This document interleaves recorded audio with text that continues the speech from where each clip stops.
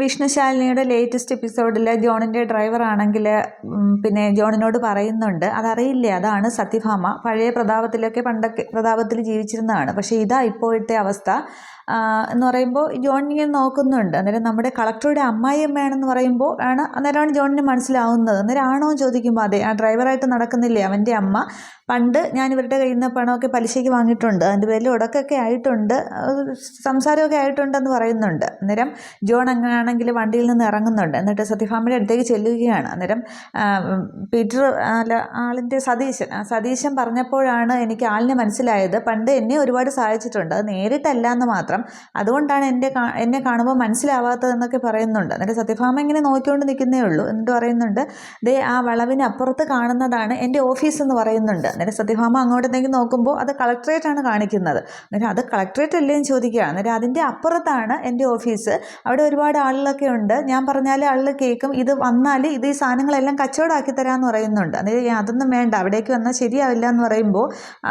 അത് പിന്നെ കളക്ടറേറ്റിന് ആ ഗേറ്റിൽ കൂടെ കയറണ്ട, അപ്പുറത്തെ സൈഡ് പുറകിൽ വേറെ ഗേറ്റുണ്ട്, അതിൽ കൂടി വന്നാൽ മതി, ഇപ്പോൾ കച്ചവടം ചെയ്യാനല്ലേ, അതിൽ വേറെ കുറച്ചിലൊന്നും വിചാരിക്കേണ്ട എന്നിങ്ങനെ പറയുകയാണ്. എന്നിട്ട് ജോൺ അങ്ങ് കാറിലേക്ക് ശരി എന്ന് പറഞ്ഞിട്ട് കാറിലേക്ക് കയറി പോകുന്നുണ്ട്. എന്നിട്ട് സത്യഭാമയുടെ കടക്കാരനും പറയുന്നുണ്ട്, അയാൾ ഇത്രയും പറഞ്ഞതല്ലേ, അപ്പോൾ പിന്നെ ചെന്ന് നോക്ക്, ഇത് മുഴുവൻ വിറ്റ് കിട്ടിയ ലാഭമല്ലേ എന്ന് പറയുന്നുണ്ട്. എന്നിട്ട് പോകുമ്പോൾ സതീശനും പറയുന്നുണ്ട്, വന്നാലും നല്ല കച്ചവടം നടക്കുമെന്ന് പറയുകയാണ്. അതിനുശേഷം ജോൺ വണ്ടിയിലേക്ക് കയറിയിട്ട് പോകുന്ന വഴിക്ക് സതീശനോട് പറയുന്നുണ്ട്, ഇത് കളക്ടർക്കിട്ടുള്ള ഒരു ഉഗ്രം പണിയാണ്, ഇന്ന് അവളുടെ ആഫീസ് ഞാൻ പൂട്ടിക്കും, പിന്നെ നമ്മുടെ കുറേ ആളുകളായിട്ട് കുറേ പേര് വേണം എന്ന് പറഞ്ഞിട്ട് ഫോൺ വിളിച്ച് ആരെയൊക്കെ ജോൺ ആണെങ്കിൽ ഏർപ്പാടാക്കുന്നുണ്ട്. ഇതേസമയം കുടുംബശ്രീ വീട്ടിലെ അനൂപും നൂർജഹാനും കൂടി പോകാനായിട്ട് ഇറങ്ങുന്നുണ്ട്. ഗോപാലകൃഷ്ണനും ശാരദാമ്മയും ഉണ്ട്. അന്നേരം ശാരദാമ്മ പറയുന്നുണ്ട്, അനൂപെ നീനി ചുറ്റികളേക്ക് നിർത്തണം, ആരോടും പറയാതെ ഇങ്ങനെ പോക്കൊക്കെ നിർത്തിയിട്ട് ഒരുമിച്ച് ജീവിക്കണം, ഒരുപാട് ഇതൊക്കെ പ്രതിസന്ധികളൊക്കെ തരണം ചെയ്താണ് ഒരുമിച്ച് ജീവിക്കുന്നത്, അതിൻ്റെ ഒരു നിൻ്റെ മനസ്സിൽ അങ്ങനെ ഒരു കരുതലുണ്ടാകണം എന്നൊക്കെ പറഞ്ഞിട്ട് നൂറിനോടും പറയുന്നുണ്ട്, മോള് ഇനി ഇവൻ്റെ മേലൊരു കണ്ണുണ്ടായിരിക്കണം, ആ വീട് അനൂപിൻ്റെ അമ്മയുടെ സ്ഥാനത്ത് നിന്ന് നീയാണ് നോക്കി നടത്തേണ്ടത് എന്നൊക്കെ ഇങ്ങനെ പറഞ്ഞിട്ട് ചോദിക്കാനും പറയാനും ആളൊക്കെ ഉണ്ടെന്നൊക്കെ അനൂപിനോട് ഇങ്ങനെ പറയുകയാണ്. എന്നിട്ടാണെങ്കിൽ കുറച്ച് പൈസയാണെങ്കിൽ ശാരദാമ്മ അനൂപിൻ്റെ കയ്യിലേക്ക് വെച്ച് കൊടുക്കുകയാണെന്നാൽ ഇത് വെച്ച് ഒരു വഴിക്ക് പോകുന്നതല്ലേ, അതായത് എൻ്റെ കയ്യിൽ കാശൊക്കെ ഉണ്ട് ശാരദാമ്മ എന്ന് പറയുമ്പോൾ, എന്നാലും വച്ചോടാന്നിങ്ങനെ ഗോപാലകൃഷ്ണൻ പറയുമ്പോൾ ശാരദാമ്മ അത് അനൂപിൻ്റെ കയ്യിലേക്ക് വച്ചു കൊടുക്കുന്നുണ്ട്. എന്നിട്ടാണെങ്കിൽ അബൂബക്കറും അവരൊക്കെ എത്തുന്നതിന് മുമ്പ് ഇറങ്ങാൻ നോക്ക് എന്നിങ്ങനെ പറയുകയാണ്. അവർ പിന്നെ കാണാതെ അങ്ങ് ചെന്നെത്തിയാൽ മതി എന്ന് പറയുമ്പോൾ ഗോപാലകൃഷ്ണൻ പറയുന്നുണ്ട്, ബാലചന്ദ്രനോട് കാര്യങ്ങളൊക്കെ പറയണം, അവൻ്റെ ഒരു കണ്ണ് നിങ്ങളുടെ മേലിൽ ഉണ്ടാകണമെന്ന് ഞാൻ വിളിച്ച് പറഞ്ഞോളാം എന്ന് പറഞ്ഞിട്ട് അങ്ങനെ ശാരദാമ്മയെന്നൊക്കെ യാത്രയൊക്കെ പറഞ്ഞിട്ട് നൂറ് ഇറങ്ങുന്നുണ്ട്. എന്നൊരു കാറിൽ കയറി അവിടെ നിന്ന് പോവുകയാണ്. അന്നേരം ശാരദാമ്മ പറയുന്നുണ്ട്, ഒരാപത്തും കൂടാതെ ഇവരങ്ങ് എത്തിയാൽ മതിയായിരുന്നു, ആ ചന്ദ്രബോസിൻ്റെ മുന്നിലെങ്ങും ചെന്ന് പെടാതിരുന്നാൽ മതിയായിരുന്നു എന്ന് പറയുമ്പോൾ അബൂബക്കറിനാണെങ്കിൽ അവളുടെ സ്വത്തിലാണ് കണ്ണെന്ന് പറയുന്നുണ്ട്. ഗോപാലകൃഷ്ണൻ പറയുകയാണ്. അന്നേരം ശാരദാമ്മ പറയുന്നുണ്ട്, സ്വത്തെല്ലാം അയാൾക്ക് കൊടുക്കാം, ഈ കുഞ്ഞുങ്ങളെ അങ്ങ് സ്വസ്ഥമായിട്ട് ജീവിക്കാൻ വിട്ടാൽ മതിയായിരുന്നു എന്നിങ്ങനെ അവർ പറഞ്ഞുകൊണ്ട് നിൽക്കുന്നുണ്ട്. പക്ഷേ ഈ സമയത്ത് ഹമീദിൻ്റെ വണ്ടിയാണെങ്കിൽ അവിടേക്ക് വരുന്നുണ്ട്, അബൂബക്കറിൻ്റെ വണ്ടിയും വരുന്നുണ്ട്. എന്നിട്ട് ഹമീദാണെങ്കിൽ വണ്ടിയിൽ നിന്ന് ഇറങ്ങിയിട്ട് ഗോപാലകൃഷ്ണൻ അന്നേരം മുറ്റത്തേക്ക് ഇറങ്ങുകയാണ്. ശാരദാമ്മ അവിടെ ഉമ്മർത്ത് നിൽക്കുന്നേ ഉള്ളൂ. അതായത് നൂർജഹാൻ അവരിവിടെ ഉണ്ടെന്ന് അറിഞ്ഞിട്ട് തന്നെയാണ് വന്നത്, അനൂപ് ഇവിടെ വിളിക്കുകയെന്ന് പറയുകയാണ്. അന്നേരം ആണെങ്കിൽ ഗോപാലകൃഷ്ണൻ പറയുന്നുണ്ട്, സാർ ഇതിന് കൂട്ടു നിൽക്കല്ല, അവർ നിയമപരമായിട്ട് വിവാഹം കഴിച്ചതാണ്, അവരെ അങ്ങ് വിട്ടേരെ, അവരൊന്നിച്ച് ജീവിക്കട്ടെ എന്ന് പറയുന്നുണ്ട്. അന്നേരം ഈ IG ആണെങ്കിൽ കളം മാറ്റുന്നുണ്ട്. പുള്ളി പറയുകയാണ്, പിന്നെ ഗോപാലകൃഷ്ണൻ നിങ്ങൾക്ക് തെറ്റി, ഹമീദാണെങ്കിൽ അബൂബക്കർ ആണെങ്കിൽ അവരെ ആൾക്കാരെയൊക്കെ വിളിച്ചു കൂട്ടി വിവാഹം കഴിപ്പിക്കാനായിട്ട് തയ്യാറാണ്, പിന്നെ ഞാനിപ്പോൾ വന്നത് അനൂപിൻ്റെ പേരിൽ ഒരു തല്ല് കേസുണ്ട്, അതിൻ്റെ വിവരങ്ങൾ ചോദിച്ചറിയാനാണ്, അവരുടെ മധ്യത്തിലാകാൻ നമുക്ക് സംസാരം, വിളിക്കവരെയെന്ന് പറയുകയാണ്. അന്നേരം ഗോപാലകൃഷ്ണൻ ഇത് മനസ്സിലാവുന്നുണ്ട്. ഗോപാലകൃഷ്ണൻ പറയുകയാണ്, സാർ ഈ പറയുന്നത് പച്ച കള്ളമാണെന്ന് എനിക്കറിയാം, പിന്നെ വിവാഹം നടത്താൻ പോകുന്നുവെന്ന് അതും കള്ളമാണെന്ന് അബൂബക്കറിനെ അറിയാവുന്നവർക്കും അറിയാം, സാർ എന്തായാലും പിന്നെ ഇയാൾക്ക് വിവാഹം നടത്തണമെന്നുണ്ടെങ്കിൽ ആൾക്കാരെ കൂട്ടി വിവാഹം നടത്തണമെന്നുണ്ടെങ്കിൽ വല്ല സമൂഹ വിവാഹവും നടത്തട്ടെ, അവർ വിവാഹം കഴിച്ച് അവർ ഒന്നിച്ച് ജീവിക്കട്ടെ, അവരൊരു യാത്രയിലാണ് ജീവിതം തുടങ്ങാനായിട്ട്, അത് ഇപ്പോൾ ഇവിടെ നിന്ന് ഇറങ്ങിയേ ഉള്ളൂ എന്നിങ്ങനെ പറയുകയാണ്. അന്നേരം ഇവിടെ നിന്നും കിട്ടില്ല എന്നുള്ളത് അവർ പോയി എന്നുള്ളതും അവർക്കവിടെ മനസ്സിലാവുകയാണ്. അന്നേരം പക്ഷേ അബൂബക്കറൊന്നും സംസാരിക്കുന്നില്ല, ഹമീദേ സംസാരിക്കുന്നുള്ളൂ. ഹമീദാണെങ്കിൽ ഫോൺ വിളിച്ചിട്ട് പറയുന്നുണ്ട്, സൈബർ സെല്ലിലേക്ക് വിളിച്ച് പറയുന്നുണ്ട്, അനൂപിൻ്റെയും നൂർജഹാൻ്റെയും നമ്പർ ലൊക്കേഷൻ ട്രേസ് ചെയ്യണം, അവരെ ഇവിടം വിടാനായിട്ട് അനുവദിക്കരുത് എന്ന് പറഞ്ഞിട്ട്, അവനെ അങ്ങനെ അങ്ങ് മിടുക്കനാകാൻ പറ്റില്ലല്ലോ, വാടോ നമുക്ക് കണ്ടുപിടിക്കാമെന്ന് പറഞ്ഞിട്ട് അബൂബക്കറിനെ വിളിച്ചുകൊണ്ട് അവിടെ നിന്ന് പോകുന്നുണ്ട്. അന്നേരമാണെങ്കിൽ ശാരദാമ്മ ഗോപാലകൃഷ്ണൻ ചോദിക്കുന്നുണ്ട്, എന്തിനാ ഗോപാലേട്ട അവരോട് അങ്ങനെയൊക്കെ പറയാൻ പോയെന്ന്, ഇപ്പോൾ അവരെ പിന്തുടർന്ന് കണ്ടുപിടിക്കില്ലേന്ന് ചോദിക്കുകയാണ്. അന്നേരം കണ്ടുപിടിച്ചിട്ട് എന്താ ശാരദ, അവരെ ഒന്നും ചെയ്യാനായിട്ട് സാധിക്കില്ല. അവർ സമൂഹത്തിന് മുന്നിൽ വിവാഹം കഴിച്ചവർ തന്നെയാണ്. അതുകൊണ്ട് മക്കളിപ്പോൾ സിറ്റി വിട്ട് കാണും, അവർക്കൊന്നും ചെയ്യാനായിട്ട് സാധിക്കില്ല എന്ന് പറഞ്ഞിട്ട് ഗോപാലകൃഷ്ണൻ കൂളായിട്ട് അങ്ങ് അകത്തേക്ക് കയറി പോകുന്നുണ്ട്. അന്നേരം ശാരദാമ്മ അവിടെ നിന്ന് അങ്ങോട്ട് പ്രാർത്ഥിക്കുകയാണ്, എൻ്റെ കുഞ്ഞുങ്ങളുടെ അവരുടെ മുന്നിൽ പെടുത്തല്ലേ, കാത്തോളണേന്നൊക്കെ ശാരദാമ്മ അവിടെ നിന്ന് തൊഴുതിങ്ങനെ പ്രാർത്ഥിക്കുകയാണ്. ഇതേസമയം അനൂപും നൂറും കൂടി വളരെ സന്തോഷത്തിൽ യാത്ര ചെയ്ത് പോകുന്നുണ്ട്. എന്നിട്ട് നൂറ് പറയുന്നുണ്ട്, ഇപ്പോഴാണ് എനിക്കൊരു ആശ്വാസമായത് എന്ന് പറയുമ്പോൾ ഞാനുള്ളപ്പോൾ താൻ എന്തിനു പേടിക്കുന്നു എന്ന് പറയുകയാണ്. അന്നേരം പിന്നെ അനൂപ് മാത്രമേ ഉള്ളൂ എനിക്കൊരു ആശ്വാസം എന്ന് പറയുമ്പോൾ ഞാൻ കൂടെ ഉണ്ട് എന്നൊക്കെ പറഞ്ഞ് അവരിങ്ങനെ സന്തോഷത്തോടെ ഡ്രൈവ് ചെയ്ത് പോവുകയാണ്. പക്ഷെ ഈ സമയത്ത് അവിടുത്തെ സ്റ്റേഷനിലെ പോലീസ് വണ്ടിയാണെങ്കിൽ ഇങ്ങനെ ഇവർ കാറിനെ ഫോളോ ചെയ്യുന്നുണ്ട്. അനൂപ് അത് ഗ്ലാസ്സിൽ കൂടി കാണുന്നുണ്ട്, പോലീസ് വണ്ടിയാണല്ലോ എന്നിങ്ങനെ പറയുമ്പോൾ നൂറും നോക്കിയിട്ട് പോലീസ് വണ്ടിയാണ്, പെട്ടെന്ന് ഇവിടെ അനൂപ് എന്ന് പറയുന്നുണ്ട്. അന്നേരം താൻ എന്തിനാ ടെൻഷൻ ആവുന്നത്, നമ്മൾ നിയമപരമായിട്ട് വിവാഹം കഴിച്ചല്ലേ എന്ന് പറയുകയാണ്. അന്നേരം അതൊക്കെ ശരി തന്നെ, പക്ഷേ മാമയുടെ പിന്നെ ഒരു സുഹൃത്ത് IG ആണെന്നല്ലേ പറഞ്ഞ് അനൂപിന് എന്തെങ്കിലും കള്ളക്കേസ് ഉണ്ടാക്കി അവരെ പിടിച്ച് അകത്തിടുമെന്ന് പറയുകയാണ്. അന്നേരം അനൂപിന് അങ്ങനെ ഒരു ആലോചന വരുന്നുണ്ട്. നല്ല സ്പീഡിന് വണ്ടിയെടുത്ത് പോകുന്നുണ്ട്. പക്ഷേ ഒരു വഴിക്ക് വെച്ച് പോലീസ് ജീപ്പാണെങ്കിൽ ഇങ്ങനെ ക്രോസ് ചെയ്ത് അവരെ വണ്ടിക്ക് മുന്നിൽ വരുന്നുണ്ട്. എന്നിട്ട് ഗ്ലാസ് താക്കാൻ പറയുകയാണ്. അതിൽ നിന്ന് SI ഇറങ്ങിയിട്ട് അന്നേരം പോലീസുകാരെയൊക്കെ മണ്ടന്മാരാക്കിയിട്ട് നീ ഇവളെയും കൊണ്ടങ്ങ് രക്ഷപ്പെടാമെന്ന് കരുതിയോ എന്ന് ചോദിക്കുക. അന്നേരം സാറേ ഇതെൻ്റെ വൈഫാണെന്ന് പറയുന്നുണ്ട്. അന്നേരം അതല്ലാന്ന് ഞാൻ പറഞ്ഞില്ലല്ലോ, പക്ഷെ നിന്നെ ഇപ്പോൾ അറസ്റ്റ് ചെയ്യാനായിട്ട് വന്നത് വേറൊരു കേസിനാണെന്ന് പറഞ്ഞിട്ട് 2020 ബോയ്സ് ഹൗസിലെ ഒരു കുത്തുകേസുണ്ട്, അതിൽ പിന്നെ കണ്ടാലറിയാവുന്ന ഒരു പ്രതി നീയാണ് എന്ന് പറയുന്നുണ്ട്. അന്നേരം അതിൽ റിമാൻഡ് ഇല്ലെങ്കിലും നിന്നെ തൂക്കിയെടുത്ത് അറസ്റ്റ് ലോക്കപ്പിലിടാനായിട്ട് ഉത്തരവുണ്ട്, ഇങ്ങോട്ട് ഇറങ്ങടാന്ന് പറയുകയാണ്. തുടർന്ന് വേറൊരു കോൺസ്റ്റബിൾ ഇങ്ങനെ ഡോർ തുറക്കുന്നുണ്ട്. അനൂപ് ഇറങ്ങുകയാണ്.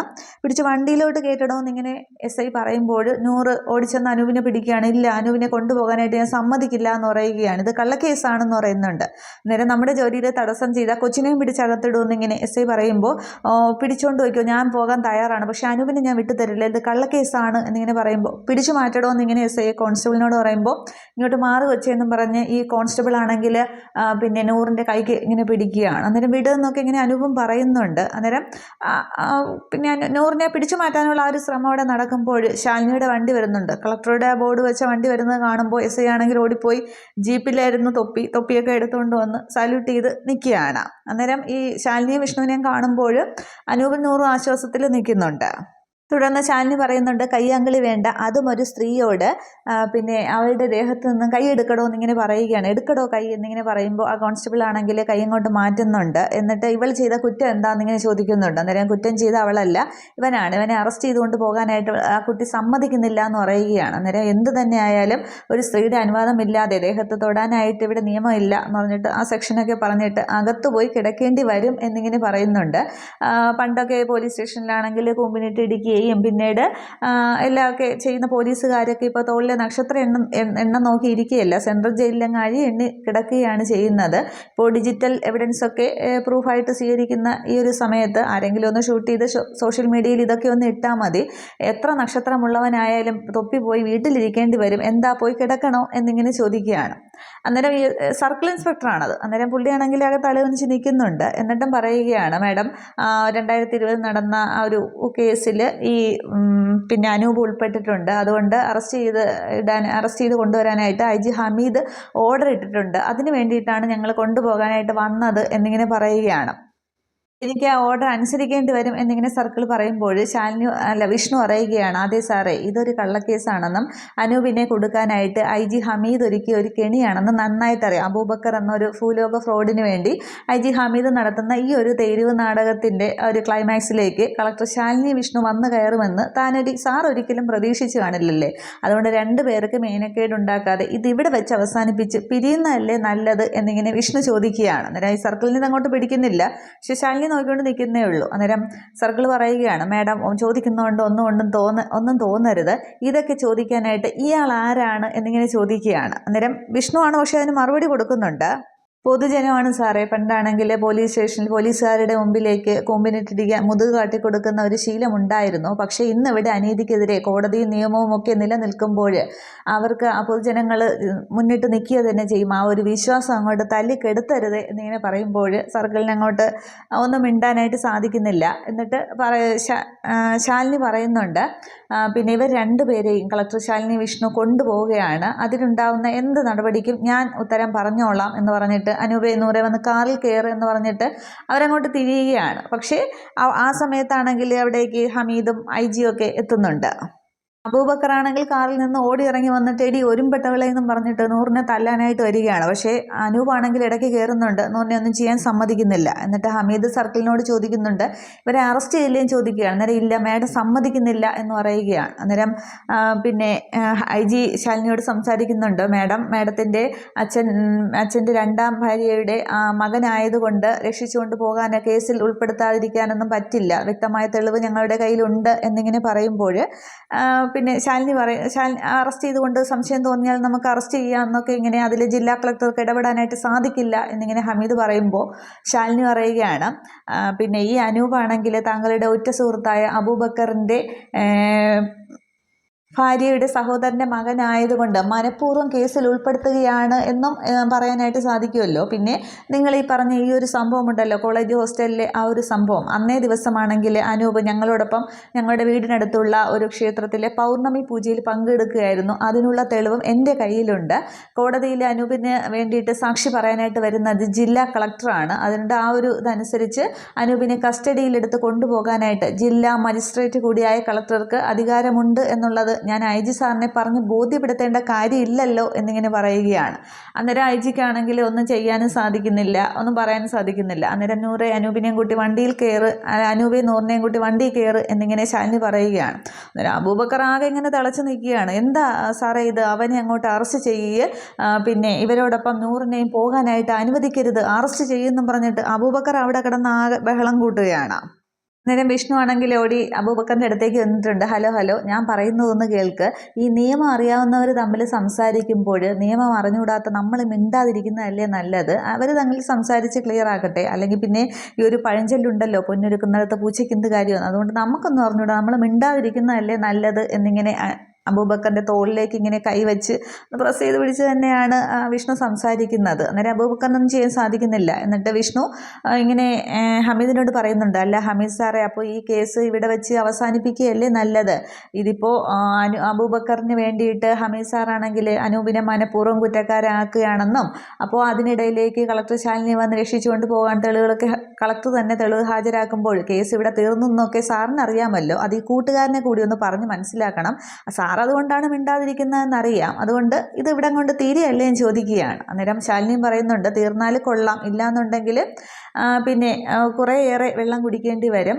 ഇയാളാണെങ്കിൽ നൂറിൻ്റെ സ്വത്തുക്കൾ തട്ടിയെടുക്കാൻ വേണ്ടി മനഃപൂർവ്വം ഉപദ്രവിച്ചതാണ്, പരാക്രമം കാട്ടിയതാണെന്നൊക്കെ എന്നൊക്കെ നൂറിന് കോടതിയിൽ പറയേണ്ടി വരും. അങ്ങനെ ഒരു തുറന്ന യുദ്ധത്തിന് IAS-ഉം IPS-ഉം തമ്മിൽ അങ്ങനെ ഒരു യുദ്ധം വേണമെന്നുണ്ടെങ്കിൽ ആകാം. പക്ഷേ ഇയാൾ ചെയ്ത ക്രൂരതകളുണ്ടല്ലോ, അനൂപിനെ കെട്ടിയിട്ട് തല്ലിയതടക്കം ഒരുപാട് കേസുകൾ വന്നു കഴിഞ്ഞാൽ ഹമീദ് സാറിൻ്റെ സ്വാധീനം വെച്ച് ഒന്നും ചെയ്യാനായിട്ട് സാധിക്കില്ല. പിന്നെ എന്തൊക്കെ തെളിവുകൾ നിരത്തിയാലും ബാപ്പ നഷ്ടപ്പെട്ട ഒരു പെൺകുട്ടിയുടെ കണ്ണുനീര് എന്തായാലും കോടതി കാണാതിരിക്കില്ലല്ലോ, അതുകൊണ്ട് ഇത് ഇവിടെ വെച്ച് അവസാനിപ്പിക്കുന്നതാണ് നല്ലത് എന്നിങ്ങനെ പറയുമ്പോൾ ഹമീദിനെ ഒന്നും മിണ്ടാനായിട്ട് സാധിക്കുന്നില്ല. അന്നേരം വിഷ്ണു പറയുന്നുണ്ട്, അപ്പോൾ പിന്നെ ഇത് തീരെയല്ലേ സാറേ, അപ്പം പിന്നെ പോവുകയല്ലേ എന്നൊക്കെ ഇങ്ങനെ വിഷ്ണു പറയുന്നുണ്ട്. പക്ഷെ വിഷ്ണുവിനെ സംസാരിക്കാനായിട്ട് അവിടെ ശാലിനി അനുവദിക്കുന്നുണ്ട്, പോലീസുകാരെല്ലാവരും മിണ്ടാതെ നിൽക്കുന്നുണ്ട്. അബൂബക്കറിന് അന്നേരം മനസ്സിലാവുന്നുണ്ട് താനും അകത്ത് പോകുമെന്നുള്ളത്, അത് അത്രയേ കാണിക്കുന്നുള്ളൂ. അപ്പോൾ ശാലിനി ആണെങ്കിൽ ഇവർ രണ്ടുപേരെയും കൊണ്ടുപോവുക തന്നെ ചെയ്യും. അവിടെ പിന്നെ ആ പ്രശ്നങ്ങളൊക്കെ അവിടെ തീരുകയായിരിക്കും. അതിനുശേഷം ഈ നസീറിൻ്റെ കേസ് അവിടെ പക്ഷേ കുത്തിപ്പൊക്കി വരും. പിന്നീടാണ് ഈ സത്യഭാമയാണെങ്കിൽ ആ കളക്ട്രേറ്റിൽ അവിടേക്ക് പോകും. അപ്പോൾ ഒരു അമ്മായിയമ്മ ഇങ്ങനെ പലഹാരം കച്ചവടം നടത്തുന്നതൊക്കെ ഇനി വീഡിയോ എടുക്കാനാണോ, ഇനി കളിയാക്കാനാണോ, എന്തൊക്കെയാണ് ADM-ന്റെ പദ്ധതി എന്നുള്ളതൊക്കെ സത്യഭാമയെ മനഃപൂർവ്വം അവിടെ അപമാനിക്കാനും ശാലിനിയെ അപമാനിക്കാനും ഒക്കെ ആയിട്ടുള്ള പ്ലാനൊക്കെയാണ് അവിടെ ജോൺ തയ്യാറാക്കി വെച്ചിരിക്കുന്നത്. അതൊക്കെ അടുത്ത എപ്പിസോഡിൽ കാണാം. Okay, thank you.